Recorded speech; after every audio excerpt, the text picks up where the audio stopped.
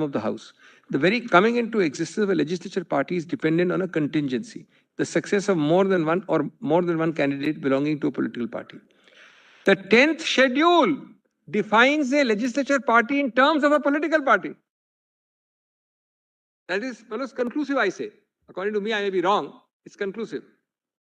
Legislature party is defined in terms of the political party. I've quoted the definition. And fellows, your lordship is concerned with a whip. Whip is peculiarly a political party activity.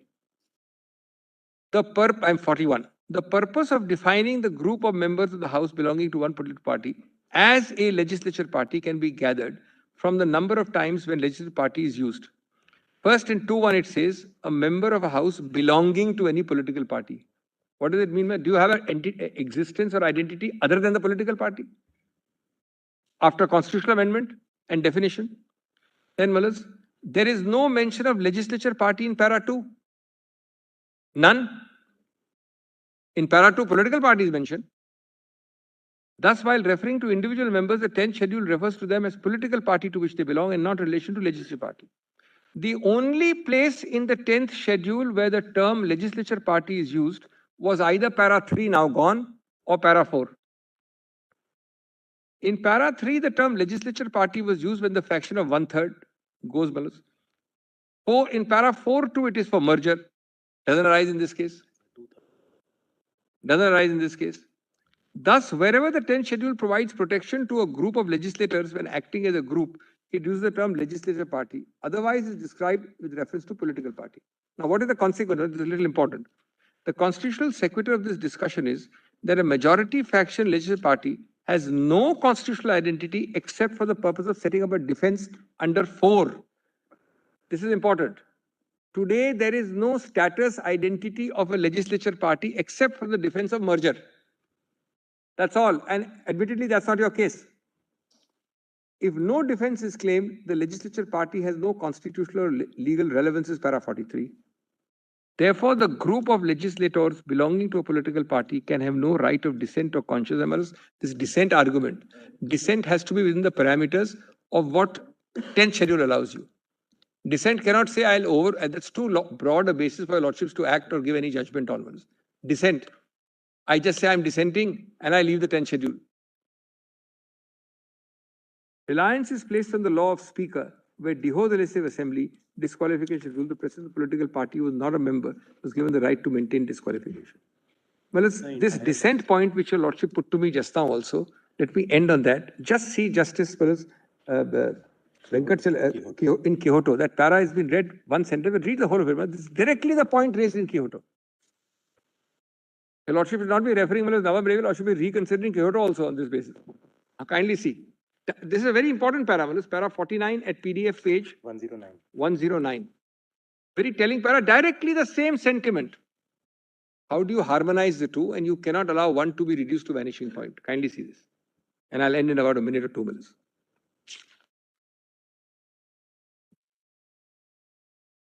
Indeed, in a sense, may I read this, fellows? 109. This is very, very important. It's a covered field. Your lordship need not be agonized about it, as my learned friend would like your lordships to raise a new issue before. It's a covered point. 1090. 109 PDF, CJ2. CJ1. CJ1. Inappropriate acronym, fellows. We used to call it CL1, case law 1. I don't know where this time. First time I found CJ1 with this.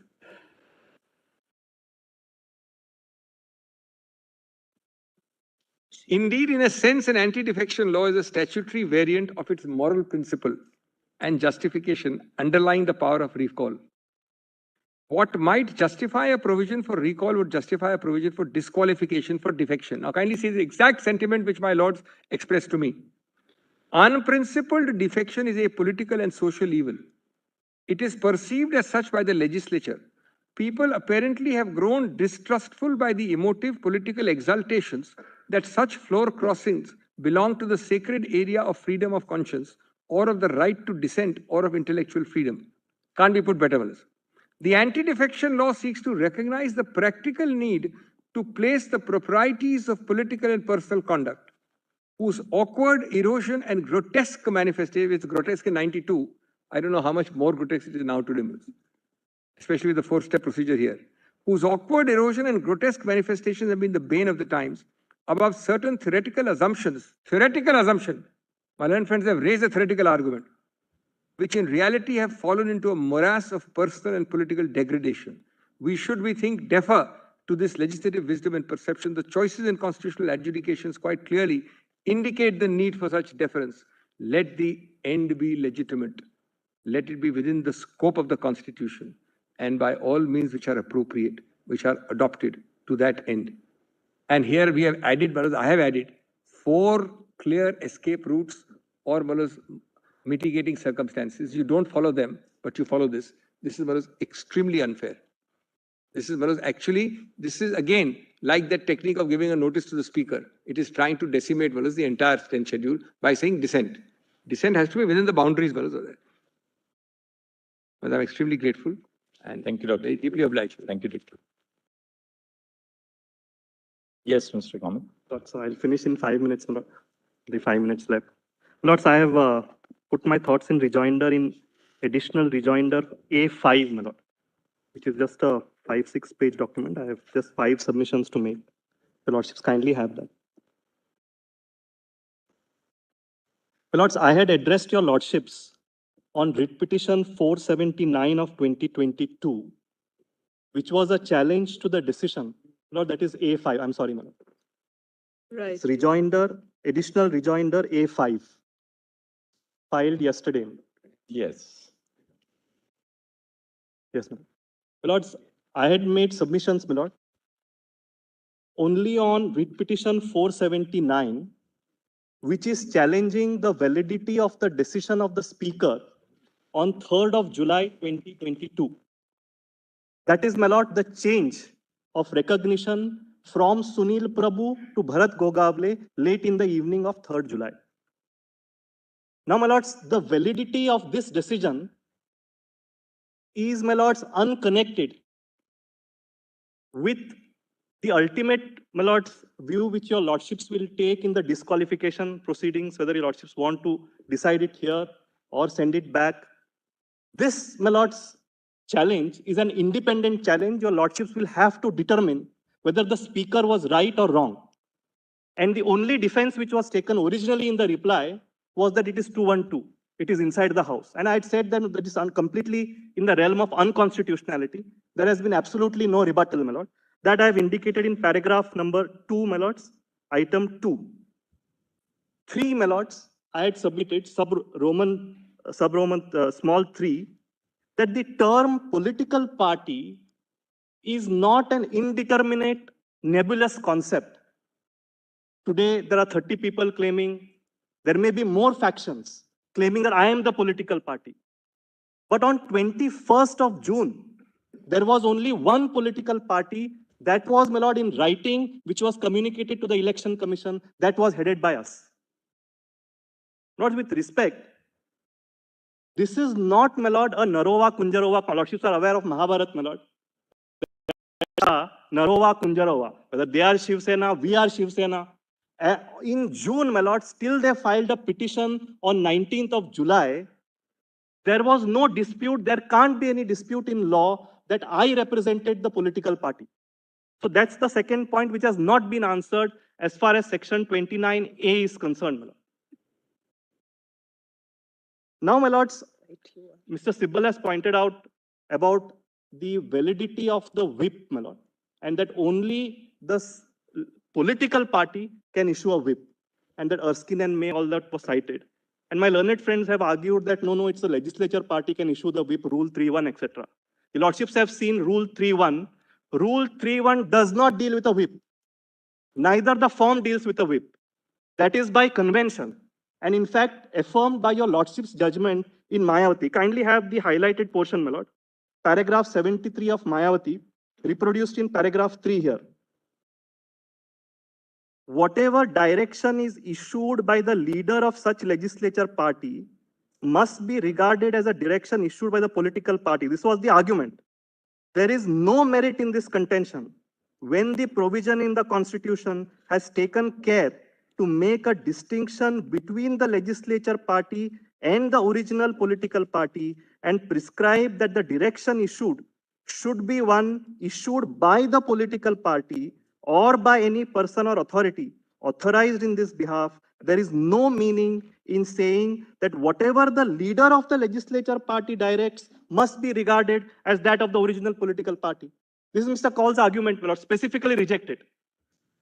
Now, my lord, all this parliamentary convention which we have set out in paragraph 4, my lord, has not been rebutted. Not even one precedent shown, my lord. Now, my lords, kindly turn to Roman 3. And this is a legal submission, my lord, that having a legislative majority ipso facto or ipso jure is not suggestive of a majority in the political party. My lords, Roman 1 and 2 have already been dealt with. Now, my lords, kindly have Roman 3. In fact, my lord, there are one-member legislature parties. And in those, my lord, circumstances and facts, Election Commission has said that we have to see the organizational majority to see who's the political party. So therefore, my lords, merely saying that you are a legislative majority and therefore you represent the political party is legally incorrect. Now, my lords, reference was made to Sadiq Ali, that Sadiq Ali, my lords, affirms this proposition. In fact, in Sadiq Ali, my lord, this point was kept open, and I have highlighted that, my lord. Kindly have a look at Roman 4, the highlighted portion. The present is not a case where a conflict has arisen because of one group having majority in the organizational wing and the other having a majority in the legislative wing. This has fallen for consideration here. Now, my lords, one submission was made by Mr. Jethmalani yesterday that, look here, we are also members of the Pratinidhi Sabha. Therefore, we represent the political party. Lords, on affidavits in the Election Commission and also here, for which there is no rebuttal, out of 220 Pratinidhi Sabha members, 160 plus, my lord, have supported me.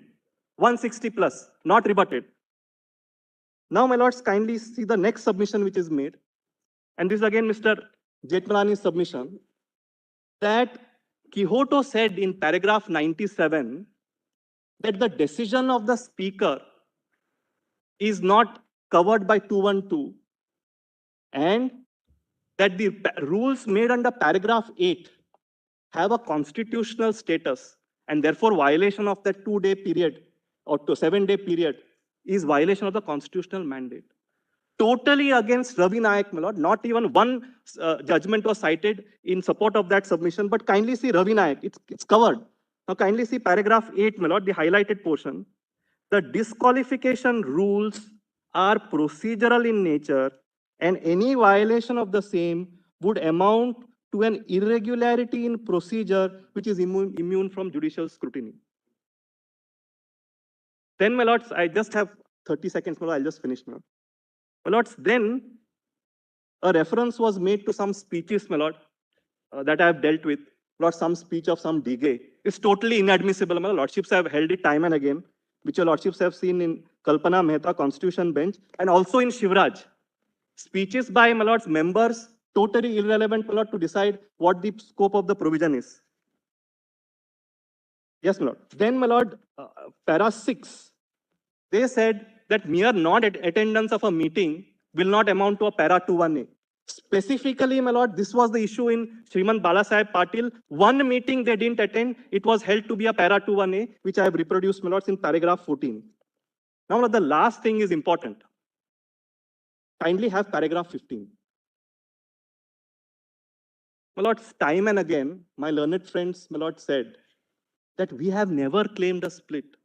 In fact, I remember, my lord, Honorable Justice Kohli asking Mr. Kaul, is it your case that there is a split? And he said, on more than, my lords, 5 occasions, which I have reproduced, kindly see this. First, our case is not a split at all. I have never argued I have a split. Now, kindly see the submissions before the Election Commission. And now the cat is out of the bag. Please have a look at paragraph 16, my lord, of my note. And I've reproduced paragraph 7 of their petition before the Election Commission. In view of the above mentioned facts and circumstances, it is evident that there is a split in the Shiv Sena. And all the written submissions filed by Mr. Mahesh Jethmalani and Mr. Shinde, my lords, categorically say there is a split. I have pointed that out, my lords, in paragraph 17, to come here, my lords, and say that we are a faction, we represent the political party, is only sugarcoating, my lord, the factum of a split. Lords, lastly, my lord, ultimately your lordships will decide. Lords, I am reminded of my lords, Sanskrit Subhashit, my lord. And it says, my lord, Kakaha Krishnaha, Pikaha Krishnaha. That, my lord, the crow is also black, the cuckoo is also black. Ko Bedaha Pika Kakoe. What is the difference? Who's the Shiv Sena here? Vasanta Samaye Prapte, Kakaha, Pikaha, Pikaha. And I'm sure, my lords, the time of judgment will be clear, my lord, who's the real Shiv Sena. Thank you so much. My lord, we'll be failing in our duty if I don't mention that the assisting counsels, my lords, on both the sides did a phenomenal job in assisting us. And very grateful to your lordships for all the time. Our compliments to you for Yes. Yes, my lord. Rohit Sharma is here. Valuable assistance. our compliments On the sides, my lords, they did a phenomenal job. We could not have argued this without their to assistance. the juniors as also Yes. who were. We are Very grateful, my very lords, for all patient the hearing. time that your lordships gave us, for all the time that your lordships. We'll Grateful, reserve judgment. grateful. Very, very grateful.